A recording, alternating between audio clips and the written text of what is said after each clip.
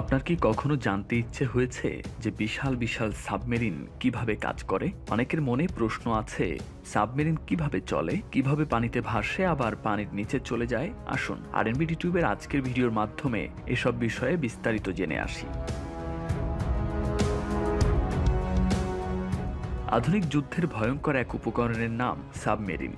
Submarine বা ডুবোজাহাজ হলো এক ধরনের জলযান বা ওয়াটারক্রাফট। এটি পানির উপরে ও নিচে স্বাধীনভাবে চলাচল করতে পারে। এটি খুব সহজে সমুদ্রের গভীরে চলে যেতে পারে, আবার সমুদ্রের গভীরতা মাপতে পারে। এটি লুকিয়ে থেকে খুব সহজেই শত্রুর উপর আক্রমণও করতে পারে। সাবমেরিনের ইতিহাস দীর্ঘদিনের। প্রায় 400 বছর আগে 1620 সালে প্রথম সাবমেরিন আবিষ্কৃত হয়। এরপর ঊনবিংশ শতকে এসে সামরিক কাজে ব্যবহৃত হতে শুরু করে সাবমেরিন। ইংল্যান্ডের রাজা প্রথম জেমসের অধীনে রাজকীয় নৌবাহিনীতে কর্মরত কর্নেলিয়াস জ্যাকবজন ড্রেবেল নামের এক ডাচ নাগরিক 1620 সালে সাবমেরিন আবিষ্কার করেন বলে জানা যায়। তার আবিষ্কৃত সাবমেরিনটি ড্র্যাবেলীয় সাবমেরিন নামে পরিচিত হয়ে আছে। এরপর প্রথম বিশ্বযুদ্ধে সাবমেরিনের ব্যবহার ব্যাপকভাবে বেড়ে যায়, তবে সবচেয়ে বেশি ব্যবহৃত হয় দ্বিতীয় বিশ্বযুদ্ধের সময়। তখন সাবমেরিনই ছিল আমেরিকার প্রধান অস্ত্র। এজন্য মাত্র 2% আমেরিকান নেভি, প্রায় 30% জাপানিজ নেভি ধ্বংস করে, যার মধ্যে 8টি বিমানবাহী জাহাজ, একটি যুদ্ধজাহাজ ও 11টি ক্রসার ছিল। শত্রু বাহিনীর জাহাজ কিংবা ডুবোজাহাজ আক্রমণ মোকাবেলায় এর ভূমিকা ব্যাপক। সম্পূর্ণ দ্বিতীয় বিশ্বযুদ্ধে পৃথিবীতে 5 মেগাটন এক্সপ্লোসিভ ব্যবহার করা হয়েছিল, আর এটা হলো ট্রাইডেন্ট 2 মিসাইল, যার মধ্যে 5টা নিউক্লিয়ার ওয়ারহেডকে ক্যারি করে নিয়ে যাওয়া সম্ভব। আর এই 5টা নিউক্লিয়ার বোমের টোটাল ক্ষমতা 5 মেগাটন। আমেরিকার একটা সিঙ্গেল ওয়াইহো ক্লাস সাবমেরিন এরকম 24টা মিসাইলকে ক্যারি করে নিয়ে যেতে পারে। তাহলে বুঝতে পারছেন যে একটা নিউক্লিয়ার সাবমেরিনের মধ্যে কতটা ভয়ঙ্কর ফায়ার পাওয়ার থাকতে পারে।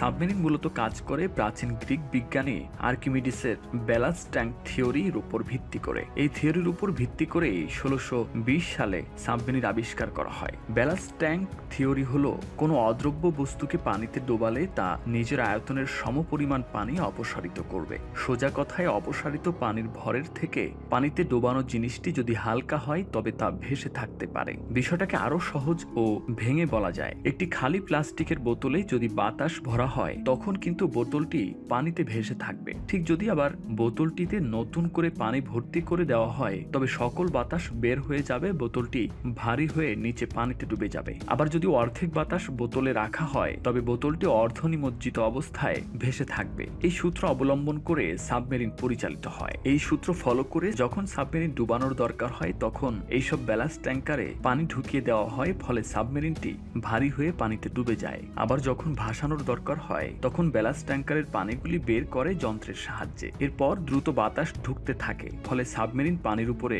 ভেসে ওঠে। তবে এতে করে সাবমেরিনের ভেতরে চাপের কোনো পরিবর্তন হয় না। সাবমেরিনের ভেতরে অক্সিজেন সরবরাহ করার জন্য যন্ত্রের সাহায্য নিয়ে অক্সিজেন তৈরি করা হয়। অনেকে প্রশ্ন করেন, পানির কত নিচে পর্যন্ত যেতে পারে সাবমেরিন? আসলে সাবমেরিনের একটা নির্দিষ্ট রেঞ্জ থাকে, সেই রেঞ্জের নিচে গেলে সাবমেরিনটির দুর্ঘটনায় ঘটবে। বর্তমানের আধুনিক সাবমেরিনগুলির মধ্যে সবচেয়ে বেশি চাপ নিতে সক্ষম রাশিয়ান সাবমেরিনগুলি। রাশিয়ার গোয়েন্দা সাবমেরিন লোসারিক 8200 ফুট পর্যন্ত পানির নিচে পৌঁছতে পেরেছে এখন পর্যন্ত। তবে সাধারণত সাবমেরিনের পানির গভীরে পৌঁছানোর ক্ষমতা আরো কম হয়। রাশিয়ার টাইফুন ক্লাস ও যুক্তরাষ্ট্রের লস অ্যাঞ্জেলস ক্লাস সাবমেরিন যেতে পারে 4500 ফুট গভীরে। তবে বিশ্বের বেশিরভাগ সাবমেরিনের গভীরে যাওয়ার ক্ষমতা 1000 ফুটের কাছাকাছি।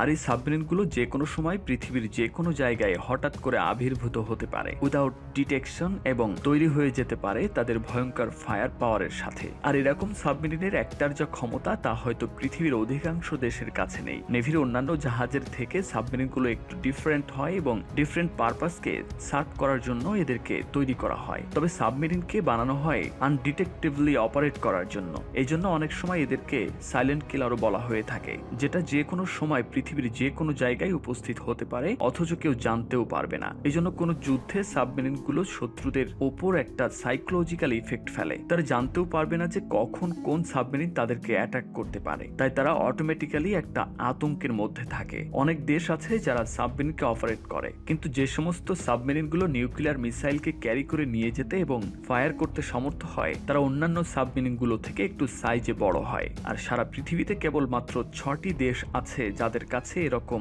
পাওয়ারফুল সাবমেরিন আছে: United States of America, United Kingdom, France, Russia, India ও চায়না। তবে অনেকে এটাও মনে করেন যে নর্থ কোরিয়া এবং ইসরায়েলের কাছেও এরকম ধরনের নিউক্লিয়ার সাবমেরিন আছে।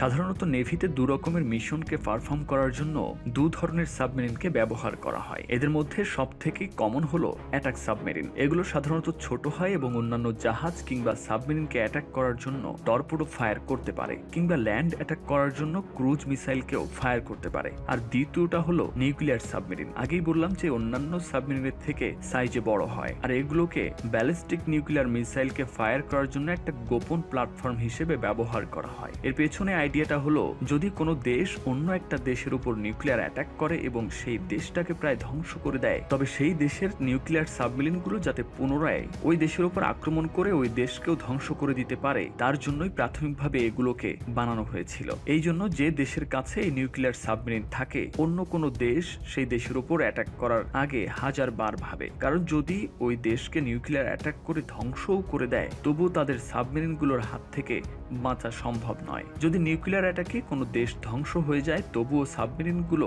সমুদ্র তলায় কোনো ডিটেকশন ছাড়াই বেঁচে থাকবে। এই জন্য সাবমেরিনগুলোর নিউক্লিয়ার মিসাইলকে লঞ্চ করার জন্য একটা ইন্ডিপেন্ডেন্ট অথরিটি দরকার, অর্থাৎ প্রাইম মিনিস্টার বা প্রেসিডেন্ট যদি মারাও যায়, তবুও সাবমেরিনের কমান্ডার নিউক্লিয়ার মিসাইল লঞ্চ করতে পারে, তবে একেবারে নিজের ইচ্ছা মতো নয়। এই জন্য ইউনাইটেড কিংডমে একটা সিস্টেম আছে এবং হয়তো মনে করা হয় যে অন্যান্য দেশেও একই ধরনের সিস্টেম থাকবে। ইউনাইটেড কিংডম অর্থাৎ যুক্তরাজ্যের নিউক্লিয়ার সাবমেরিনগুলোর মধ্যে রাখা একটা লকারে একটা লেটার বন্দি অবস্থায় থাকে, যার মধ্যে লেখা থাকে যদি ইউনাইটেড কিংডম একেবারে ধ্বংস হয়ে যায় তাহলে কি করতে হবে। এই লেটারগুলো প্রত্যেকটা প্রাইম মিনিস্টার তাদের টার্মের শুরুতেই লিখে দেয় এবং তাদের টার্ম যখন শেষ হয়ে যায় তখন সেই লেটারগুলোকে ধ্বংস করে দেয়া হয়।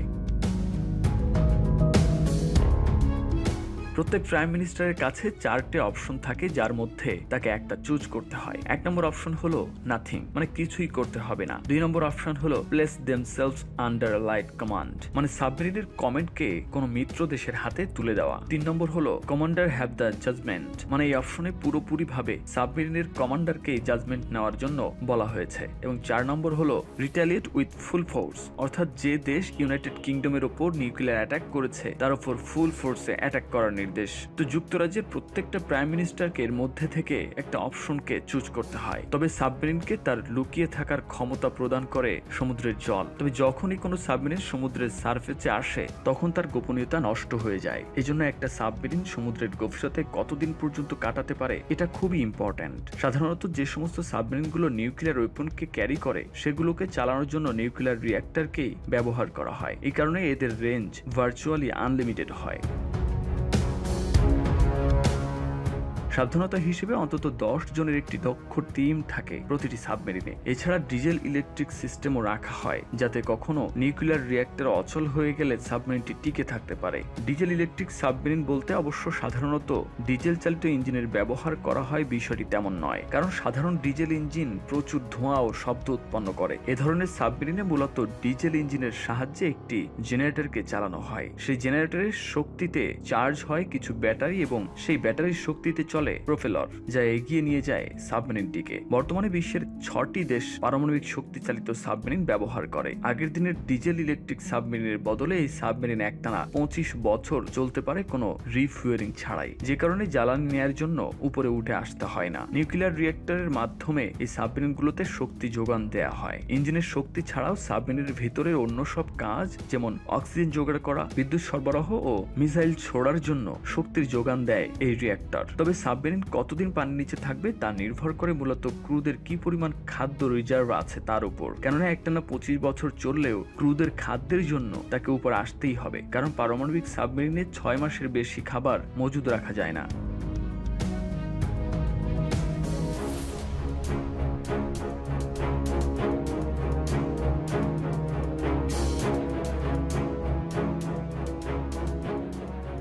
তবে অ্যাকচুয়ালি কত বড় হয় এই সাবমেরিনগুলো এটা দেখুন। যদি একটা বোয়িং 747 যাত্রী বিমান হয়, তবে তার পাশে আমেরিকার ওয়াইও ক্লাস সাবমেরিনকে রাখলে আপনি তুলনামূলকভাবে বুঝতে পারবেন যে একটা সাবমেরিন অ্যাকচুয়ালি কত বড় হয়, প্রায় 2.5 গুণ বড়। এক্সট্রা কারিকুলাম এবং এন্টারটেইনমেন্ট সাবমেরিনের কাছে একটা ইম্পর্টেন্ট জিনিস, কারণ তাদের মাসের পর মাস সূর্যের আলো ছাড়াই সমুদ্রের তলায় একটা টিউবের মধ্যে সময় কাটাতে হয়। সাবমেরিনের মধ্যে জিমের ইকুইপমেন্ট থাকে, তবে সাবমেরিনের ক্ষেত্রে বাইরের পৃথিবীর সঙ্গে কমিউনিকেশন খুবই লিমিটেড ভাবে হয়। প্রত্যেকটা সাবমেরিনারকে একটা ইমেইল অ্যাড্রেস দেওয়া হয়, যেখানে তাদের বাড়ির লোক ইন্টারনেটের মাধ্যমে চিঠি পাঠাতে পারে। আর যখন সাবমেরিন সমুদ্রের কাছাকাছি আসে, তখন সে ওই কমিউনিকেশনকে রিসিভ এবং সেন্ড করতে পারে। তারপর প্রত্যেকটা মেসেজকে একটা ক্রু মেম্বার রিভিউ করে, যাতে এমন কোনো ইনফরমেশন বাইরে না যায় যেটা তারা সাধারণ মানুষের সঙ্গে শেয়ার করতে চায় না অথবা রিসিভ করতে চায় না। এমনকি বাড়ির কোনো ফ্যামিলি মেম্বারের মৃত্যু ঘটলেও সেই খবরটা মেম্বার পর্যন্ত পৌঁছে দেওয়া হয় না,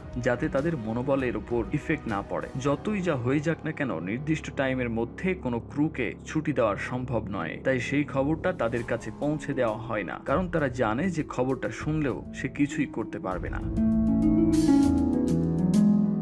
তবে সাবমেরিন কিভাবে কমিউনিকেট করে এটা খুবই কমপ্লিকেটেড ব্যাপার, কারণ বেশিরভাগ রেডিও ফ্রিকোয়েন্সি সমুদ্রের নোনা জলের তলায় পৌঁছতে পারে না। কিন্তু একটা সাবমেরিনকে অপারেট করতে গেলে বাইরে থেকে তাদের অর্ডার নিতেই হয়। তবে খুব লো রেডিও ফ্রিকোয়েন্সি সমুদ্রের জলের তলায় পৌঁছতে পারে। এ কারণে VLF রেডিও ফ্রিকোয়েন্সি অর্থাৎ ভেরি লো ফ্রিকোয়েন্সিকে সাবমেরিনের সাথে কমিউনিকেশন করার জন্য ব্যবহার করা হয়। গ্লোবাল ফায়ার পাওয়ারের 2022 সালের হিসেব অনুযায়ী বর্তমানে বিশ্বের 44টি দেশে মোট 512টি সাবমেরিন আছে। সবচেয়ে বেশি সাবমেরিন রয়েছে চীনের 79টি, রাশিয়ার 70টি এবং আমেরিকার রয়েছে 68টি। বাংলাদেশেরও রয়েছে 2টি সাবমেরিন। বন্ধুরা, আজ এ পর্যন্ত। সামনে নতুন কোনো তথ্য, নতুন কোনো ভিডিও থাকছে আপনাদের জন্য। সে পর্যন্ত চ্যানেলটি সাবস্ক্রাইব করে সাথেই থাকুন।